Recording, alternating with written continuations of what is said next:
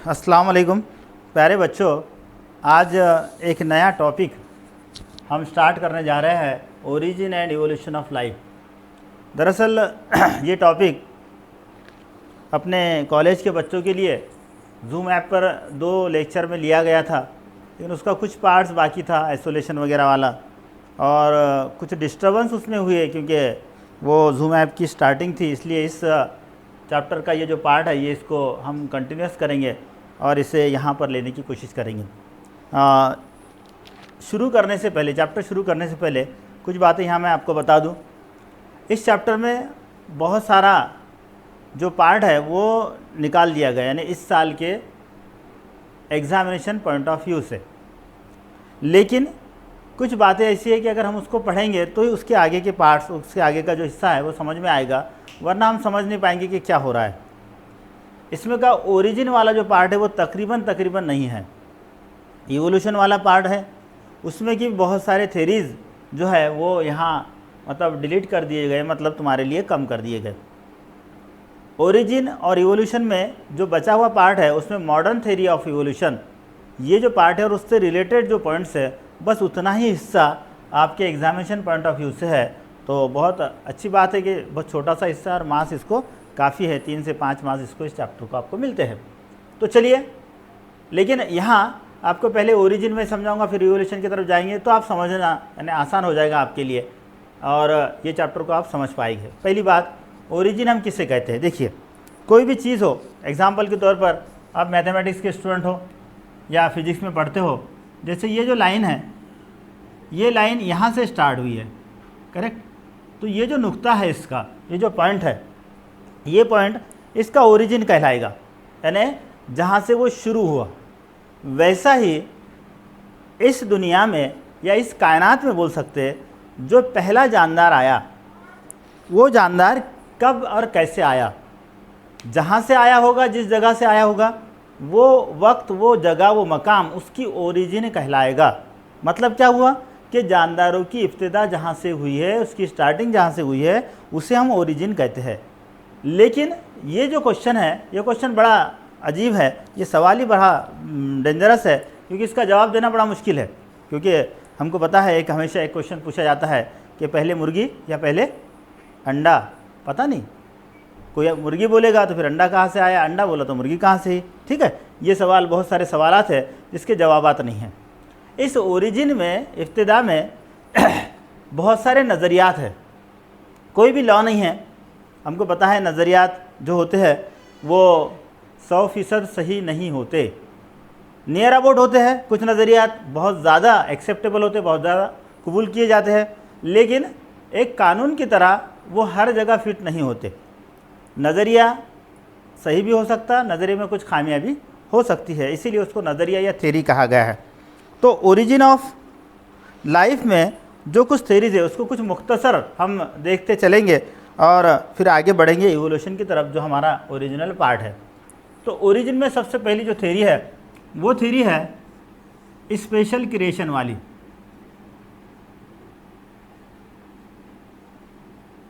इसको special creation of God भी कहा जाता है। ये जो नज़रिया है, ये नज़रिया रिलीजियस है, यानी मजहबी एतबार से ये नज़रिया रखा गया है। साइंटिफिक व्यू इसमें नहीं है।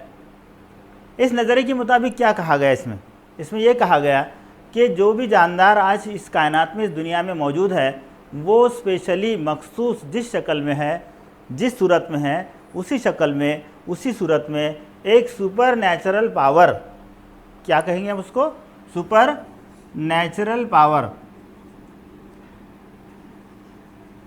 ने तैयार किया है। हम ये सुपर नेचुरल पावर नहीं कहते, हम क्या कहेंगे कि अल्लाह ताला ने, क्योंकि हमारे लिए सुपर नेचुरल पावर मतलब अल्लाह है। तो जो जानदार जिस शक्ल में, जिस सूरत में आज वजूद में है, उनको उसी शक्ल में, उसी सूरत में, उसी शक्ल में जो है तो अल्लाह ताला ने तैयार किया है। ये स्पेशल क्रिएशन का इन शॉर्ट में, मुख्तसर में इसके माने हैं। बस इसको इतना ही हमको याद रखना है। एक दूसरा जो नज़रिया है, ये नज़रिया है कॉस्मोजॉइक थ्योरी से कहते हैं, या इस थ्योरी को पैनस्पर्मिया थ्योरी कहा जाता है। पैनस्पर्मिया या कॉस्मोजोइक थ्योरी ये किस तरफ जाती है, देखिए इसको भी मुख्तसर हम पढ़ेंगे। इस नज़रिए के मुताबिक हमारा जो प्लैनेट है, जैसे ये जो अर्थ है, ये जो दुनिया है, इस दुनिया पर कहीं दिगर दूसरे प्लैनेट से जो है तो स्पोर्स के जैसे, सबसे पहले स्पोर किसे कहते हैं हमको मालूम है, जिसे अपन उर्दू में बदरे कहते हैं। ये जो स्पोर्स है हमको पता है कि नबातात में, नए नबातात के तैयारी के लिए जैसे बीज काम आते हैं, वैसे अदना नबातात में ये स्पोर जो है तो नए नबातात, नए जानदारों को तैयार करने के लिए, रिप्रोडक्शन के लिए काम आते हैं। वैसा ये स्पोर्स की शक्ल में कुछ ऐसे ज़र्रात जो है इस अर्थ के ऊपर, इस दुनिया के ऊपर आए और वो एक लिविंग थिंग्स या जानदारों की शक्ल में तब्दील हो गए और उसे कॉस्मोजोआ कहा गया। कॉस्मोस से आए, कॉस्मोस यानी ऊपर जो खला है वहाँ से, और जोआ के माने जो हरकत करता है वो। इसी को कुछ साइंसदानों ने इसको नाम पैंसपर्मिया कहा गया। क्या कहा इसको? पैंसपर्मिया कहा गया। तो इसीलिए इसको पैंसपर्मिया या कॉस्मोजोइक थ्योरी कहा जाता है। इसमें इतना याद रखना है कि यहाँ जो जानदार वजूद में आए ये कहीं ना कहीं दूसरे जगह से, दूसरे मकाम से, दूसरे प्लैनेट से इस प्लैनेट्स के ऊपर कॉस्मोस की शक्ल में आए और वो जो है एक नए जानदार में जो है तो तब्दील हो गए। उसके बाद में तीसरी जो थ्योरी आई उसको स्पॉन्टेनियस थ्योरी कहा जाता है। याद रखिए,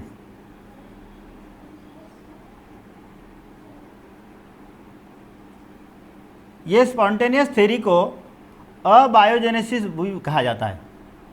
अबायोजेनेसिस थ्योरी, इसका मतलब ये है कि जो जानदार वजूद में आए ये अबायो से मतलब गैर जानदारों से वजूद में आए, यानी आज के जो जानदार वजूद में आए वो कहीं ना कहीं किससे वजूद में आए? गैर जानदारों से वजूद में आए। इसको एक साइंटिस्ट लुईस पाश्चर, आपको बताऊंगा पाश्चराइजेशन, पाश्चराइज जो दूध है उसी का नज़रिया है। लुईस पाश्चर ने जो है इसे पेश किया। किसने? लुईस पाश्चर ने। यानी इसको स्पॉन्टेनियस थ्योरी या अबायोजेनेसिस वाली थ्योरी कहा जाता है। इस थ्योरी में जो है इस लुईस पाश्चर ने क्या किया, उसने एक एक्सपेरिमेंट किया और एक एक्सपेरिमेंट करके ये बताया, इस चीज़ को साबित किया कि कहीं ना कहीं गैर जानदारों से जो है तो ये जानदार वजूद में आते हैं। इस लुईस पाश्चर ने क्या किया, एक ऐसा इस तरह का एक कांच का बर्तन लिया और इस कांच के बर्तन को जो है तो इस तरह से एक ऐसी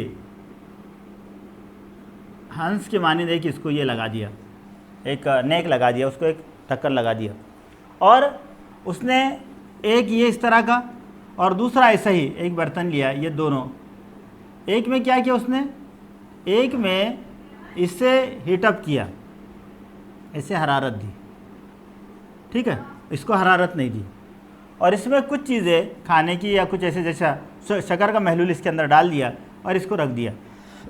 उसने ये देखा कि जो हीटअप किया हुआ ये था और जिसमें शक्कर का महलूल था ये जैसा है, जिस नोयत में है, जिस तरह का है वैसा ही रहा, वो धुंधला नहीं हुआ। इसका मतलब ये हो कि इसमें कोई जानदार पैदा नहीं हुए। फिर क्या किया उसने दूसरे एक्सपेरिमेंट में, ये दोनों को, एक तो इसको बॉयल भी नहीं किया, एक इस तरह से और इस तरह से रखा था, और ये दूसरों में, दोनों में भी ये शक्कर का महलूल लिया था। दूसरे में क्या किया, एक तो बॉयल नहीं किया इसको और दूसरा ये इसके ये जो है ये जो गर्दन थी इसकी, इसको कट कर दिया, यानी खुला रखा, इसको ओपन रखा। ये रखने के बाद देखा उसने कि यहाँ जो है, यहाँ कहीं ना कहीं ये महलूल जो है ये कैसा हो गया, ये ये महलूल जो है तो धुंधला सा हो गया। इसका मतलब ये है कि यहाँ कहीं ना कहीं जानदार पैदा हुई, और उसका ये कहना था कि ये जो महलूल है, इस महलूल के ज़रिए जो है ये जानदार पैदा होते हैं, और इसको अबायोजेनेसिस ये नाम उसने दिया। उसके बाद फोर्थ थ्योरी जो है वो है बायोजेनेसिस वाली।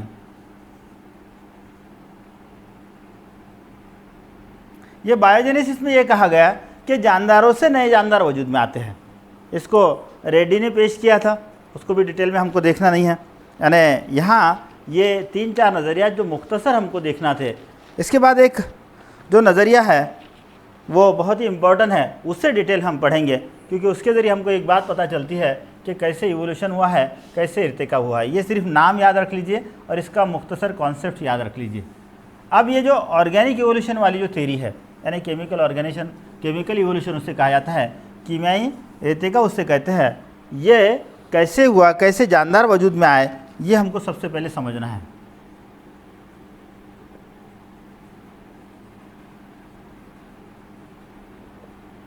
देखिए ये बहुत इम्पोर्टेंट नज़रिया है, और इस नज़रिए में जो है तो बहुत सारी चीज़ें इसके अंदर हमारे समझ में ही आ जाएगी कि जानदार वाकई में इस नज़रिए के ज़रिए वजूद में आए, इस तरह से आए।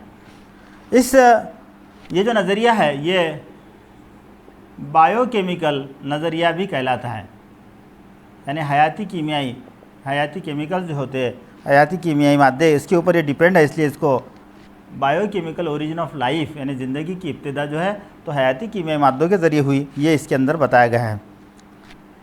हैकेल जो है इसने इस नज़रिए को जो है तो पेश किया था, यानी इसकी इब्तिदा की थी ओरिजिनली, पहले सबसे पहले इसने इसको बताया था, और उसके बाद अलेक्जेंडर ओपेरॉन ने ये जो नज़रिया है ये नज़रिया पेश किया, इसलिए इसको ओपेरॉन, और इसके साथ में था हेल्डेन, तो इसलिए इस नज़रिए को ओपेरॉन हेल्डेन थ्योरी के नाम से भी पहचाना जाता है। चलिए ये दो साइंसदानों के नाम याद रखिए, ओपेरॉन और हेल्डेन, JBS हेल्डेन इसका नाम है। इस थ्योरी में, इस नज़रिए में कौन सी चीज़ें, कौन से पॉइंट है, देखो यहाँ वन बाय वन एक एक पॉइंट में लिखते चलता हूँ, और उससे मुख्तसर, क्योंकि ये भी डिटेल नहीं है हमारे पास, क्योंकि ये, लेकिन ये सारी चीज़ें अगर हम समझेंगे तो इसके आगे का पोर्शन हमारे समझने के लिए बहुत आसान हो जाएगा। तो पहला इसका जो पॉइंट है यह है ओरिजिन ऑफ अर्थ।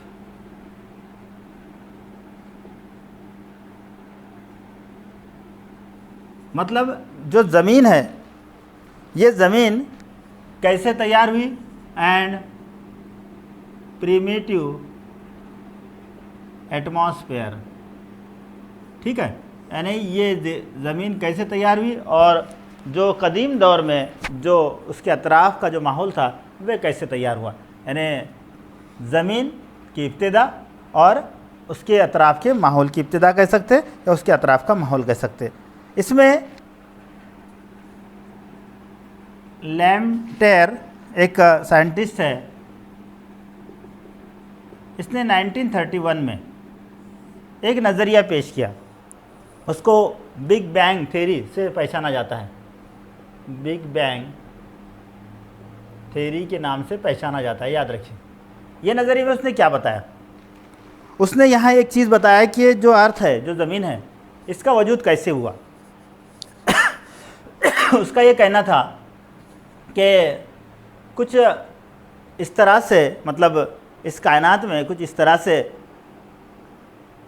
हादिसात हुए, कुछ इस तरह से कुछ चेंजेस आए, और कुछ जैसे बड़े बड़े जो सितारे जैसे सूरज वगैरह ये इनसे कुछ हिस्से अलग होकर, टूट कर वो उनसे अलग हो गए, और वो अलग होने के बाद धीरे धीरे वो ठंडे हुए और इस तरह के प्लैनेट में तब्दील हुए, और ऐसी कई ग्लेशियरीज, जिसे अपन सोलर सिस्टम कहते हैं, शमसी निज़ाम कहते हैं, ऐसे कई ग्लेशियरीज पैदा हुए, और ये जो मुख्तलिफ ग्लेशियरीज, मुख्तलिफ शमसी निज़ाम जो तैयार हुए, उसका वजूद इस तरह से हुआ, ये इनका कहना था। उनका कहना था कि जो पूरी कायनात है ये बिग बैंग थ्योरी के एतबार से जो 20 बिलियन साल पहले ये वजूद में आई, और ये जो हमारी जो अर्थ है, हमारी जो ज़मीन है, ये ज़मीन 4.6 बिलियन ईयर पहले वजूद में आई, और धीरे धीरे ये हुआ कि ये जो अर्थ है, ये जो ज़मीन है, अब यहाँ ये अर्थ, इसका वजूद कैसे हुआ है हमारे समझ में आ गया। जैसे इस बिग बैंग में आगे ये बताया गया है कि सूरज से कुछ हिस्सा टूट गया, और ये अलग अलग जो है उसके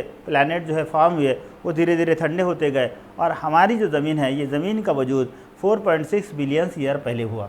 ये होने के बाद फिर क्या हुआ, इस पर जो कुछ मुख्तलिफ चीज़ें थी, जैसे आयरन है, लोहा है, निकेल है, ये चीज़ें वेटेड थी, माने बहुत ज़्यादा इसका वज़न था, तो ये इस ज़मीन के दरमियान में आ गई, और जो चीज़ें हल्की थी उसका वज़न कम था, जैसी बहुत सारी गैसेस थी, जैसे हाइड्रोजन है, ऑक्सीजन है, कार्बन है, नाइट्रोजन है, हीलियम है, ये तमाम गैसेस ये उसके अतराफ़ में जमा हो गई, और वो अतराफ़ में जो गैसेस जमा हो गई उसको उसने एटमॉस्फेयर कहा, और वो प्रिमिटिव एटमॉस्फेयर कहलाएगा, इब्तिदाई वो माहौल कहलाएगा। यानी क्या हुआ, देखिए यहाँ पर बिग बैंग के एतबार से ये जो ज़मीन वजूद में आई, ये कहीं ना कहीं इस बड़े सितारों से टूटा हुआ एक छोटा सा हिस्सा, धीरे धीरे उसका टेम्परेचर डाउन होता गया, और ये ज़मीन में तब्दील हुआ। ये मुख्तसरन उसका सार था। यानी सबसे पहले ज़मीन वजूद में आई, ये हमारे समझ में आ गया।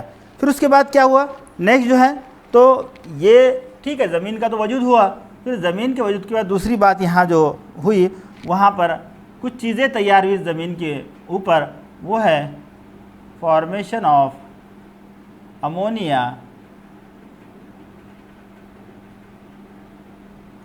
मीथेन,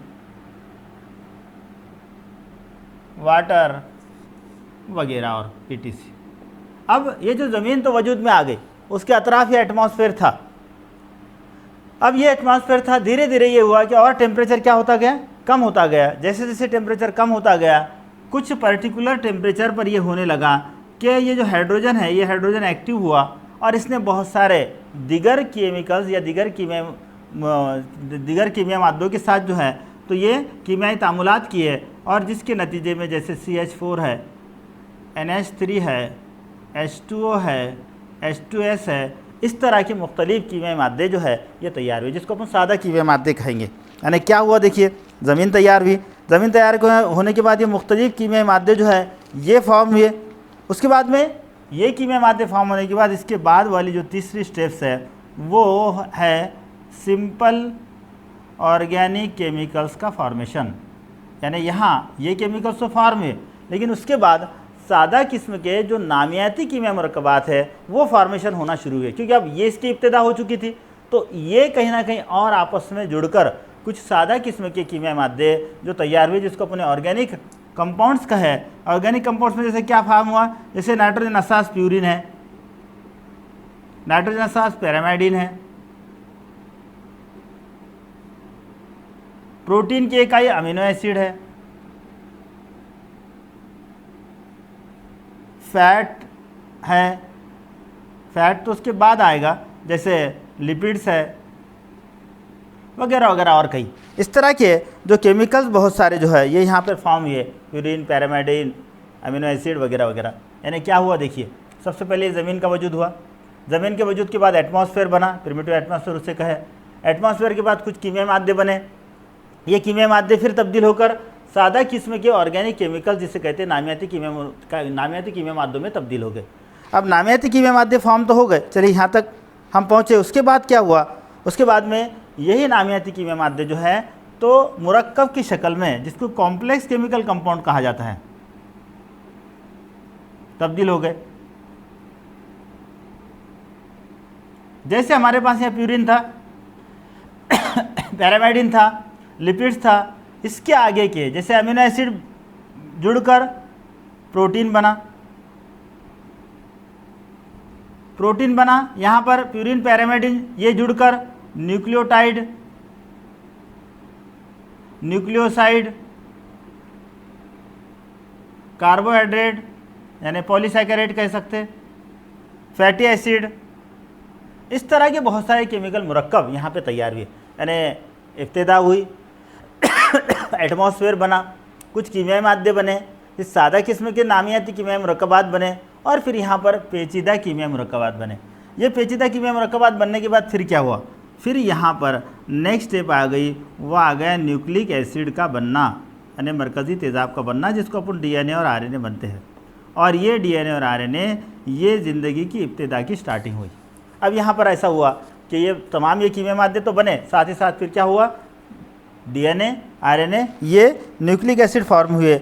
और ये न्यूक्लिक एसिड फॉर्म होने के बाद फिर क्या हो गया, धीरे धीरे जो है तो यहाँ पर लास्ट स्टेज में प्री सेल या पहला खलिया जिसे हम कहते हैं वो वजूद में आया। यानी ये तमाम कीमियाई मादे फिर क्या हुए, एक साथ आए और इसके ऊपर एक ऐसी एक झिल्ली फॉर्म हुई, और यहाँ पर पहले जो है तो गैर वाज़ेह मरकज़ होता है, यहाँ पर DNA है, और ये सारी चीज़ें इस तरह से एक साथ आने के बाद इसे जो है इसको प्रो सेल या प्री सेल कहा गया, इब्तिदाई खलिया कहा गया। और इस तरह से ये पहला सेल मतलब पहला जानदार वजूद में आया, और इस सब को जो है केमिकल इवोल्यूशन कहा जाता है। इस जो पहला प्री सेल जो है इसको कंजर्वेंस ऐसा कहा गया, यानी इस ओपेरॉन के ज़रिए। और ये जो है ये धीरे धीरे फिर तब्दील होकर, जैसे पहले प्रोकैरियोटिक था, यूकैरियोटिक में तब्दील हुआ, फिर एक कलवी से कसीर कलवी में तब्दील हुआ, और इस तरह से मुख्तलिफ जानदारों का वजूद हुआ। ये इस केमिकल इवोल्यूशन थ्योरी का, यानी इस नज़रिए का ये इब्तदाई नज़रिया था। तो ये सब मुख्तसरन ये उसमें ये सारी चीज़ें, ये सारी तब्दीलियाँ पाएगी। अब चलिए जानदारों का वजूद कैसे हुआ हमारे तो समझ में आ गया। इस थ्योरी को बहुत ज़्यादा एक्सेप्ट किया गया, इसलिए हमने इसको पढ़ा है। उसके बाद ये हुआ कि इवोल्यूशन कैसे हुआ, इर्तिका कैसे हुआ। देखिए, दो चीज़ें डिफरेंट रखना है, दो चीज़ों को अलग रखना है। एक ये कि इर्तिका हुआ है, इसे मानने वाली बात, और नहीं हुआ इसे मानने वाली बात। मजहबी एतबार से इर्तिका नहीं हुआ ऐसा हम कहते हैं, क्योंकि पहले ही जो थ्योरी है जो मजहबी एतबार से पेश की गई, जिसको स्पेशल क्रिएशन कहा जाता है, उसमें कहीं भी इर्तिका को जगह नहीं है या इवोल्यूशन को जगह नहीं है। तो चलते इवोल्यूशन अगर हुआ है उसमें बहुत सारे नज़रियात है, बहुत सारी थ्योरीज है, जो हमको यहाँ डिटेल पढ़ना नहीं है, सिर्फ एक मॉडर्न सिंथेटिक थ्योरी को पढ़ना है। तो पहले कुछ नज़रियात को मुख्तसर हम उसके ऊपर रोशनी डालते हुए आगे चलते हैं। एक नज़रिया आपने 9-10 में पढ़ा है, लैमार्किज्म, लैमार्क का नज़रिया। उस जो लैमार्क का जो नज़रिया था, सिर्फ मैं आपको सिर्फ समझा दे रहा हूँ उसको, जहाँ डिटेल लिखने की ज़रूरत है नहीं उसको। लैमार्क का नज़रिया दो चीज़ों पे डिपेंड था, डिटेल नहीं जाते उसको। एक उसका ये था कि यूज़ एंड डिसयूज़, इस्तेमाल और गैर इस्तेमाल। जितना इस्तेमाल जिस चीज़ का करोगे उसमें इजाफा होगा, और जिसका इस्तेमाल नहीं करेगी वो क्या हो जाएगी, वो ख़त्म हो जाएगी। ये उसका बेस था लैमार्क का। उसने दो एग्जाम्पल दिए और इस नज़रिए को पेश करने की कोशिश की, सॉरी इस नज़रिए को जो है तो साबित करने की कोशिश की। एक एग्जाम्पल उसने ये दिया कि जो आज के दौर का जो जिराफ है, वो जिराफ बहुत कदीम में, बहुत पहले दौर में जो है बहुत छोटा सा एक जानवर था, जो ग्राउंड लेवल से यानी ज़मीनी सतह से जो है तो घास फूस या घास के शक्ल में अपनी ग़िज़ा हासिल करता था। फिर उसे ऐसा लगने लगा कि थोड़ा ऊंचाई से ग़िज़ा हासिल करे, उसके लिए वो कोशिश करने लगा, और वो थोड़े ऊंचाई से ग़िज़ा हासिल करने के लिए उसने अपनी गर्दन और अगले पैरों को क्या किया, बड़ा करने की कोशिश किया, लंबाने की कोशिश किया, फिर और थोड़ा ऊपर से, फिर और थोड़ा ऊपर से। ऐसे कोशिश में उसके अगले पैर और उसकी जो गर्दन, उसकी जो लंबाई बड़ी है, तो वो बार बार उसको ऊपर की जानिब से ग़िज़ा हासिल करने के लिए उसने इस्तेमाल किया, तो वो इस तरह से बड़ी हो गई, ऐसा उसका ये कहना था। यानी ये यूज़ वाला एग्जाम्पल उसने दिया। डिसीज़ वाला एग्जाम्पल उसने ये दिया कि जो सांप है, इस सांप को कदीम दौर में पैर थे, लेकिन क्योंकि वो बिल में रहने वाला जानदार है, उसको वहाँ मुड़ने के लिए या इस तरह से कुछ हरकत करने के लिए वो पैरों का यानी बहुत तकलीफ़ होती, तो इसीलिए उसने जो है तो उसको यूज़ करना छोड़ दिया। धीरे धीरे उसके पैर जो है उसके बॉडी से निकल गई है। डिसीज़ के एग्जाम्पल उसने दिया। और अगर हम देखें तो सांप के स्केलेटन में, उसके ढांचे में, यहाँ जो पेक्टोरल गिर्डल और पेल्विक गिर्डल है, वहाँ पे पैरों को जोड़ने वाले जो है जो खचके हैं आज भी वहाँ पाए जाते हैं, ये उसके सबूत है। लेकिन ये नज़रिया कुछ हद तक माना गया, लेकिन बहुत सारे इसके ड्रॉबैक्स थे, बहुत सारी इसकी खामियां थी। जैसे इस नज़रिए को नहीं मानने की कुछ एग्जांपल्स अगर दिए जाए, एक बेस्ट एग्जांपल उसकी ये यूज़ वाली, उसमें जो इंडियन वुमेंस है, भारतीय नारी हम जिसे कहते हैं, ये भारतीय नारी को सजने संवरने की बहुत ज़्यादा यानी शौक़ होता है दीगर मुल्कों के नारी के एतबार से, क्योंकि जो भारतीय नारीज़ है, तारीफ़ नहीं कर रहा हूँ, बहुत ज़्यादा खूबसूरत होती है, ऐसा वो कहते हैं, पता नहीं है। ठीक, अब वो जो सजने संवरने के लिए, मतलब उस खूबसूरती में और इजाफा करने के लिए, जो इंडियन वुमेंस है, वो बचपन में ही लड़कियां अपने कान और नाक में क्या करती है, सुराख करती है। अब ये जो ट्रेडिशन है, और उसका इस्तेमाल भी होते रहता है लाइफ में, ये जो ट्रेडिशन है, मतलब ये जो रिवायत है, ये कई नस्लों से चलते आ रही है। लेकिन हमने ये देखा कि कभी भी कान और नाक में सुराख ऑलरेडी नेचुरली किसी बच्ची के यानी पैदाइशी नहीं होते। मतलब अगर उसका यूज़ भी हुआ तब भी वो नए नस्ल में मुंतकिल वो खुसूसियात नहीं हुई। यहाँ पर यह नज़रिया फेलियर होता है। इसको कुछ साइंसदानों ने एक एक्सपेरिमेंट के ज़रिए उसको मतलब गलत साबित करने की कोशिश की। उन्होंने दो चूहों को लिया, एक मेल और फीमेल, उसके दुम को काट दिया, फिर उसकी अफजाइश नस्ल की, नई नस्ल मिली, नए चूहे मिले, छोटे बच्चे, फिर उनके अंदर आपस में अफजाइश नस्ल की, तब भी उनके दुम को काटा। ऐसा उन्होंने 10 जनरेशन तक किया। कितने जनरेशन? 10 नस्लों तक। जब 11वीं जनरेशन पैदा हुई तब भी देखा गया कि दूम वाले चूहे क्या हुए, पैदा हुए। इसका मतलब ये हुआ कि उन्होंने 10 नस्लों तक दूम का इस्तेमाल ही नहीं किया, फिर भी उनमें दूम क्या रही, कायम रही। यानी ये यूज़ वाली थ्योरी जो है तो कहीं पर भी यानी ये 100% सही साबित नहीं होती। डिसीज़ में हम देखेंगे कि बहुत सारे पार्ट्स, जैसे हमारे बॉडी में कई पार्ट्स हैं कि जिसका इस्तेमाल पता नहीं है। जैसे एक अपेंडिक्स हम जिसे कहते हैं, उसका पता नहीं हमें, और कई लंबी एक फहरिस्त है। यहाँ सिर्फ अपेंडिक्स के एग्जांपल देता हूँ, आगे बढ़ेंगे। तो वहाँ अपेंडिक्स जो है ये इसका यूज़ हमको पता नहीं है। अगर वो निकाल भी दे तो हमारे बॉडी पे कोई एडवर्स इफेक्ट नहीं होता है। अब ये फिर ये क्यों है, यानी इसका तो यूज़ करते ही नहीं हम। तो इस तरह से बहुत सारी चीज़ें हैं कि जो यूज़ और डिसयूज इस थ्योरी को जो है तो क्या करती है, ये गलत साबित करती है। ये लैमार्क का नज़रिया था। उसके बाद में डार्विन का नज़रिया आया 1858 में, और उससे बहुत ज़्यादा बड़े पैमाने पर उसको माना गया। डार्विन के नज़रिए को डिटेल में नहीं पढ़ाता हूँ, एक जगह नेचुरल सिलेक्शन जब आएगा वहाँ डार्विन के नज़रिए को मुख्तसर में आपको समझाने की कोशिश करूँगा। यहाँ जो अपने को जो नज़रिया समझना है वो बहुत इम्पोर्टेंट नज़रिया है, जिसको मॉडर्न थ्योरी या मॉडर्न सिंथेटिक थ्योरी कहते हैं। इसको हमको समझना है। ये आपके सिलेबस में भी इस साल के लिए एग्ज़ाम में है, modern synthetic theory of evolution, Irtika का जदीद नज़रिया, इस नाम से इसको पहचाना जाता है, modern synthetic theory of evolution. ठीक है, ये modern synthetic theory of evolution जो है, इसकी जो बुनियाद है, यानी बहुत सारी चीज़ों को इसमें समाया गया है, बहुत सारी चीज़ों को लेकर इसको पेश किया गया, जैसे इकोलॉजी है, माहौलियात, जियोग्राफी है, जोग्राफी हम जिसे कहते हैं, उसके बाद में पैलेंटोलॉजी है, जेनेटिक्स है, वगैरह वगैरह बहुत सारी शाखी बायोलॉजी की इसको लेकर जो है ये एनाटॉमी है वगैरह। ठीक है, इन सब को एक साथ मिलाकर यानी इसके बहुत सारे पॉइंट्स को लेकर ये मॉडर्न थ्योरी, ये मॉडर्न या जदीद नज़रिया इसे पेश किया गया। मॉडर्न थ्योरी ऑफ इवोल्यूशन जो है बहुत सारे साइंसदानों ने मिलकर इसको पेश किया। पहले तो इसकी जो बुनियाद है ये दो नुकात पे थी। एक पॉइंट इसमें था, यानी जो इस मॉडर्न थ्योरी का बेस है वो है म्यूटेशन, इसको डिटेल में पढ़ना है हमको। ठीक है, और दूसरा पॉइंट इसका था नेचुरल सिलेक्शन, कुदरती इंतखाब, जिसके ऊपर डार्विन का नज़रिया बेस है। ठीक, चलिए उसके बाद में इस नज़रिए को बहुत सारे साइंसदान जैसे फिशर है, मॉर्गन है, हुक्सले है, उसके बाद में स्टेबिंस है,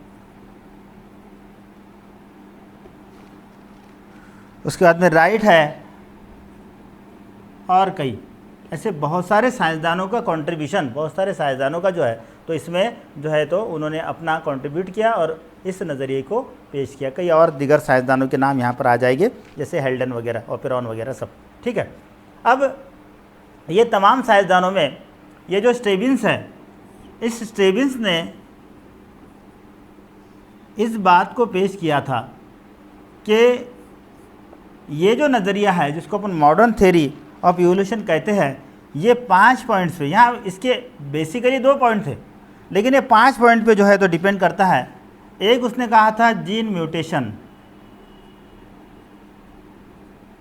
ठीक है। दूसरा पॉइंट उसने ये कहा था क्रोमोसोमल स्ट्रक्चर, यानी जीन म्यूटेशन किसे कहते हैं, उसके बाद में क्रोमोसोमल स्ट्रक्चर यानी क्रोमोसोम की साख एंड नंबर, उसकी तादाद, ये दूसरा पॉइंट उसने कहा था। तीसरी चीज़ उसने कहा था रिकॉम्बिनेशन, दोबारा से तरतीब देना।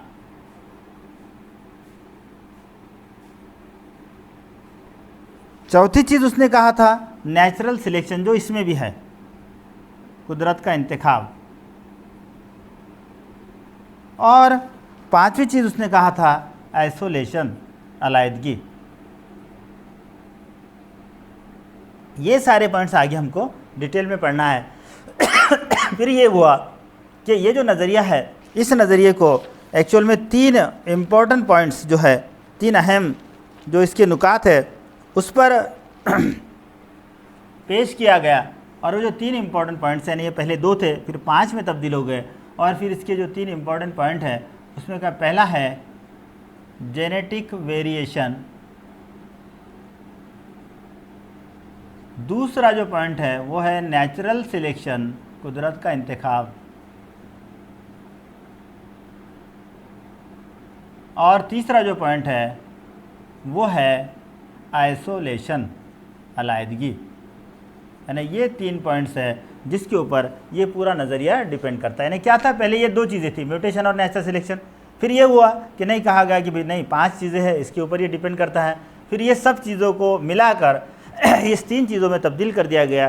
पहला था जेनेटिक वेरिएशन, दूसरा नेचुरल सिलेक्शन, तीसरा आइसोलेशन। ठीक है, अब ये इसे हम डिटेल में पढ़ने वाले हैं। उससे पहले कुछ पॉइंट्स इस थ्योरी में आते रहेंगे, उसमें से 3 इम्पॉर्टेंट पॉइंट्स है। उससे पहले ये सब नोट डाउन कर लीजिए। पहले 3 इम्पॉर्टेंट पॉइंट्स जो है उससे पहले हम समझते हैं, फिर इसके 1 बाय 1 एक के बाद एक जो है, तो ये तीनों पॉइंट्स को डिटेल में समझने की कोशिश करेंगे। पहला जो पॉइंट है इसमें देखिए जेनेटिक वेरिएशन, उसको पढ़ने से पहले यहाँ पर 3 डेफिनेशंस देखना है। एक है मेंडेलियन पॉपुलेशन। हमको पता है पॉपुलेशन यानी आबादी को कहते हैं हम, लेकिन मेंडेलियन पॉपुलेशन किसे कहा गया? आबादी किसे कहते हैं हम, पॉपुलेशन किसे कहते हैं? कि एक स्पेसिस के जानदार एक पर्टिकुलर एरिया में और पर्टिकुलर वक्त में उनकी तादाद, यानी एक स्पेसिस के जानदारों की तादाद कब? एक पर्टिकुलर वक्त और पर्टिकुलर एरिया के अंदर। जैसे अगर हम अमरावती का आबादी देखें तो हम वहाँ इंसानों को काउंट करेंगे, एक ईयर होगा, एक साल होगा, मंथ होगा, जो भी कोई पर्टिकुलर टाइम होगा, और एरिया मतलब अमरावती, उसमें फिर बाकी शहरों को अपन इंक्लूड नहीं करेंगे। तो वैसा आबादी हम उसे कहते हैं कि एक नू के जानदारों की तादाद जो एक पर्टिकुलर वक्त और पर्टिकुलर एरिया के अंदर पाई जाती है। ठीक है, उसे अपन पॉपुलेशन कहते हैं। लेकिन मेंडेलियन पॉपुलेशन किसे कहेंगे? मेंडेलियन पॉपुलेशन का मतलब यह है, या उसकी डेफिनेशन यह है कि इस तरह के जानदारों का ग्रुप जिनमें आपस में जिनसी अमल तौलीद होती हो, सेक्सुअल रिप्रोडक्शन होता हो, वो जानदारों के ग्रुप को मेंडेलियन पॉपुलेशन कहा गया है। जैसे अगर हम इंसानों के एग्जाम्पल ले तो मैंने अभी कहा आपको, जैसे अगर हम अमरावती लेते हैं तो अमरावती में समझ लो ठीक है, फॉर एग्जांपल के तौर पर 15 लाख 20 लाख जो इंसानों की आबादी होगी, जो भी कुछ होगी। अब ये सभी के अंदर जाहिर सी बात है कि आपस में यानी रिश्ते नहीं होते, या बेटियों को देना या बेटियों को करवा के लाना नहीं होता है, मतलब जिनसे अमल तौलीद नहीं होती है। तो वो ग्रुप जिनके अंदर, उसमें भी फिर अलग अलग कम्युनिटी होगा, अलग अलग ग्रुपिंग हो गए, फिर अलग अलग, जैसे इस्लाम को मानने वाले उसमें भी बहुत सारे ग्रुप्स हो गए। तो जहाँ पर आपस में इस तरह का अमल तौलीद होती है, उतने ही जानदारों की तादाद, यानी ऐसा जानदारों का ग्रुप जिनमें रिप्रोडक्शन होता हो, ऐसे जानदारों का ग्रुप जिनमें क्या होता हो, रिप्रोडक्शन होता हो, उसको कहते हैं मेंडेलियन पॉपुलेशन। यानी उनकी आबादी या उनके तादाद को मेंडेलियन पॉपुलेशन कहा जाता है। ये एक डेफिनेशन याद रखिए।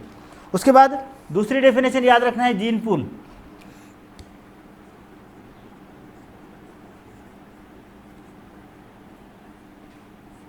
जीन पूल के माने यह है कि जिन जानदारों में आपस में रिप्रोडक्शन होता है, उन जानदारों के जीन की जमा, सम ऑफ जीन। समझ रहे बेटा? यानी जिनमें आपस में क्या हो रहा है, अमल तौलीद हो रही है, रिप्रोडक्शन हो रहा है, उनमें मौजूद जितने जीन हो गए, total number of gene, total number of gene उसे कहते हैं। उस total of number of gene को जीन पूल कहा जाता है, यानी उनका जीन पूल कहा गया। यानी जितना जीन पूल वसी होगा, उतने ज़्यादा कैरेक्टर्स बेटर हो गए, उतने ज़्यादा कैरेक्टर्स अच्छे हो गए। इसीलिए हमको पता होगा कि जो आपस में रिश्ते होते हैं, जैसे कुछ लोगों का ये होता है कि मामू, फुप्पी, भाई, चचा, बहन, इस तरह से बहुत करीब करीब आपस में बेटियों को देना या वहाँ से बहू को करके लाना, इस तरह का जो एक रिवायत चलते आती है, इस तरह का ट्रेडिशन होता है। तो वहाँ पे जो पैदा होने वाले बच्चे हैं, उनमें कुछ जगह एबनॉर्मलिटीज़ पाई जाती है, कुछ जगह जो बच्चे हैं वो एबनॉर्मल, गैर मामूल पैदा होते हैं, कुछ उनके अंदर कुछ ऑर्गन्स कम होते हैं, कुछ सिस्टम्स बिगड़े होते हैं, कुछ मेंटली रिटायर्ड होते हैं, इस तरह के। तो वहाँ जो है, वहाँ उसकी वजह होती है कि उनका जो जीन पूल है वो कैसा है, छोटा है, वसी नहीं है। तो जीन पूल हम उसे कहेंगे कि रिप्रोडक्शन जिन जानदारों के अंदर होता है, उनके जीन की पूरी कुल तादाद, उनके जीन की जमा। उसके बाद एक तीसरी डेफिनेशन हमको याद रखना है यहाँ, उसे कहते हैं जीन फ्रीक्वेंसी।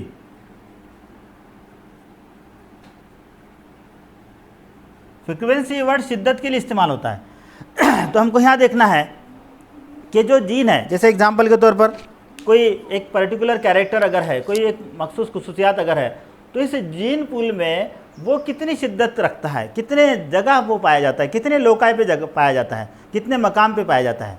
जैसे एग्जांपल के तौर पर हम एक चीज़ देखते हैं कि कुछ लोगों में, कुछ ख़ानदान में कुछ कैरेक्टर स्पेशल होते हैं। जैसे कि कुछ ख़ानदान के अंदर आवाज़ बहुत ज़्यादा लोगों की बहुत अच्छी होती है, सुरीली होती है, तो फिर वो जीन, मतलब हम ये कहते हैं कि इनके अंदर क्या है, विरासती तौर पर पाया गया।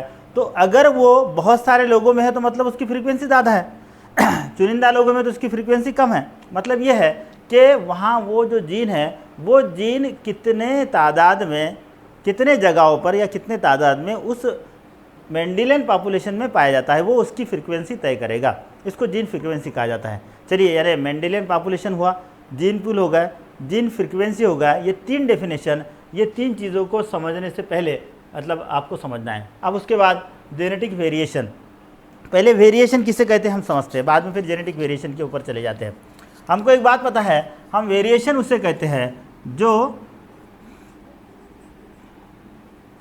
एक नूह के जानदारों में पाए जाने वाला फ़र्क होता है। यानी वेरिएशन मतलब क्या, एक स्पीसीज़ के जो जानदार होते हैं, एक स्पीसीज़ के जानदारों में पाए जाने वाला फ़र्क, a difference between a same species individuals of the same species, यानी सेम स्पीसीज़ के जो इंडिविजुअल्स है उनमें जो डिफरेंस है उससे हम क्या कहते हैं, वेरिएशन कहते हैं। जैसे एग्जाम्पल के तौर पर इंसान एक ही स्पीसीज़ सबकी है, पूरे दुनिया में जो 700 करोड़ से ज़्यादा जो इंसानों की आबादी है, तो उनमें हम देखेंगे कि हमारे जैसा कोई भी जेरॉक्स कॉपी उस 700 करोड़ में नहीं पाया जाएगा, आइडेंटिकल ट्विंस को छोड़कर। ठीक है, ऐसा क्यों है, उसके पीछे रीज़न ये वेरिएशन या तगय्युर हम जिसे कहते हैं वो होता है। और ये जो वेरिएशन है, ये वेरिएशन जिसको हम जेनेटिक वेरिएशन कहते हैं, क्योंकि इसकी जो बुनियाद है वो जेनेटिक्स है या नस्लियात है, जीन की वजह से ये होता है, इसलिए इसको जेनेटिक वेरिएशन कहा जाता है। ये वेरिएशंस आने की बहुत सारी वजह है, जेनेटिक वेरिएशन के बहुत सारे पॉइंट्स अपन उसको डिटेल पढ़ने वाले हैं। अगर अभी कंटिन्यूस इस लेक्चर में अगर होता है तो करेंगे, नहीं तो उसको आगे कंटिन्यू करेंगे अपन। तो ये वेरिएशन की जो वजह है, बहुत सारी रीज़न्स होते हैं। उसमें हमने 11th क्लास में एक टॉपिक पढ़ा था सेल डिवीज़न, और इस सेल डिवीज़न में जो मियोसिस पढ़ा था, याद होगा आपको। इस मियोसिस में मियोसिस फर्स्ट का एक पहला मरहला है जिसको प्रोफेज फर्स्ट कहते हैं हम, ठीक है ना। इस प्रोफेज फर्स्ट की 5 स्टेप्स है, कौन सी है, लिप्टोटिन है, याद है, दूसरी जाइगोटिन, पैचिटिन, डिप्लोटिन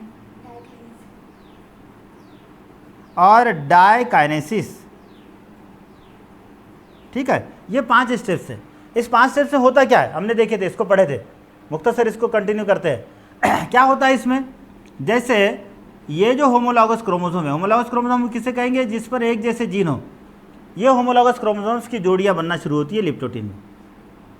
जाइगोटिन में क्या होता है, कुछ मकाम पर ये होमोलॉगस क्रोमोसोम इस तरह से जुड़ते हैं,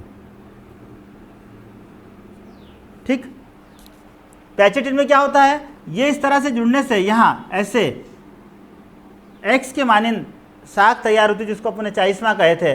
और उसके बाद ये जो है ये आपस में, यानी ये हिस्सा ये इसको देगा, ये हिस्सा यानी ये जीन इसको देगा, ये जीन इसको देगा, जीन का तबादला हम उसे कहते हैं। और उस अमल को क्रॉसिंग ओवर कहा जाता है, याद होगा आपको। तो क्या होता है यहाँ पर, क्रॉसिंग ओवर होता है। क्रॉसिंग ओवर के बाद क्या होगा, डिप्लोटिन में धीरे धीरे ये जो है तो ये क्रॉसिंग ओवर का अमल ख़त्म करेंगे और ये अलग अलग होना शुरू हो जाएगी। और डाइकाइनेसिस में जो है तो मुकम्मल तौर पर कंप्लीटली ये दोनों जीन जो है, सॉरी दोनों क्रोमोसोम जो है तो एक दूसरे से अलग हो जाएंगे, और फिर बाद में ये 2 हिस्सों में तकसीम हो गए मियोसिस फर्स्ट के दौरान, यानी जहाँ पर डिप्लॉइड से हैप्लॉइड सेल फॉर्म हो गए। और वो जो है तो ये जो जीन है, ये जो तब्दील शुदा जीन है, मतलब क्योंकि इसकी तरतीब बदल गई है, इसका हिस्सा इसको और इसका हिस्सा इसको, इन्होंने जीन का तबादला किए, तो ये रिकॉम्बिनेशन हो गए। इस अमल को अपने क्रॉसिंग ओवर कहे। और ये क्रॉसिंग ओवर जो है, ये क्रॉसिंग ओवर इस वेरिएशन के लिए सबसे बड़ा जिम्मेदार होता है। यानी वेरिएशन जो होगा वो वेरिएशन में सबसे बड़ा अहम किरदार इस क्रॉसिंग ओवर का होता है, और उसकी वजह से जो है तो ये वेरिएशन पाया जाता है। इसके अलावा बहुत सारी चीज़ें हैं जो इस जेनेटिक वेरिएशन के लिए यानी ज़िम्मेदार होती है। उसके सिर्फ यहाँ पर नाम अपन लिखेंगे, बाद में इसको 1 बाय 1 डिटेल में अपन पढ़ेंगे। उसका पहला यानी जेनेटिक वेरिएशन जो है, इस जेनेटिक वेरिएशन का पहला जो पॉइंट है वो है जीन म्यूटेशन। देखिए इसको दीगर हिस्सों में तकसीम किया गया। पहला है जीन म्यूटेशन, ठीक है। इसका जो दूसरा पॉइंट है वो है जेनेटिक रिकॉम्बिनेशन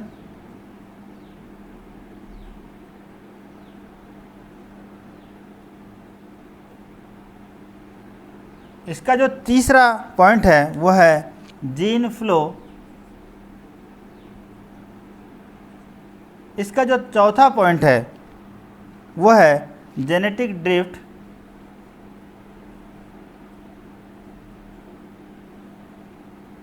इसका जो पांचवा पॉइंट है वो है क्रोमोसोमल एबरेशन। यानी ये पांच, फिर इसके और चार टाइप से क्रोमोसोमल एबरेशन के, उसको अपन डिटेल देखेंगे। तो जेनेटिक वेरिएशन में ये 1 2 3 4 5 इस 5 पॉइंट्स को हमको पढ़ना है कि जेनेटिक वेरिएशन जो है तो किस तरह से ये 5 पॉइंट पे डिपेंड करता है और कैसे जेनेटिक वेरिएशन पाया जाता है। वेरिएशन किसे कहते हैं हमने देखे और ये कैसे होता है हमने देखे, लेकिन नस्लियाती तौर पर यानी ये जो क्रॉसिंग ओवर का अमल है, इसके अलावा ये gene mutation, genetic recombination, gene flow, genetic drift, chromosomal aberration, ये चीज़ें भी इस जेनेटिक वेरिएशन के लिए क्या होती है, जिम्मेदार होती है। और इसको इंशाअल्लाह ताला अगले लेक्चर में डिटेल हम देखेंगे, क्योंकि यहाँ पर काफ़ी और बाकी का बहुत सारे पॉइंट्स बाकी है। जेनेटिक वेरिएशन कंप्लीट पढ़ना है, नेचुरल सिलेक्शन को पढ़ना है और आइसोलेशन को पढ़ना है। तो ये जो जिसे अपन कह रहे हैं मॉडर्न थ्योरी ऑफ इवोल्यूशन, इसमें ये 3 पॉइंट जो इसके बहुत इंपॉर्टेंट है, इसको डिटेल में अगले लेक्चर में डिस्कस करते हैं। फिर मिलते हैं अगले लेक्चर में इंशाल्लाह मॉडर्न थ्योरी के साथ। अल्लाह हाफिज़।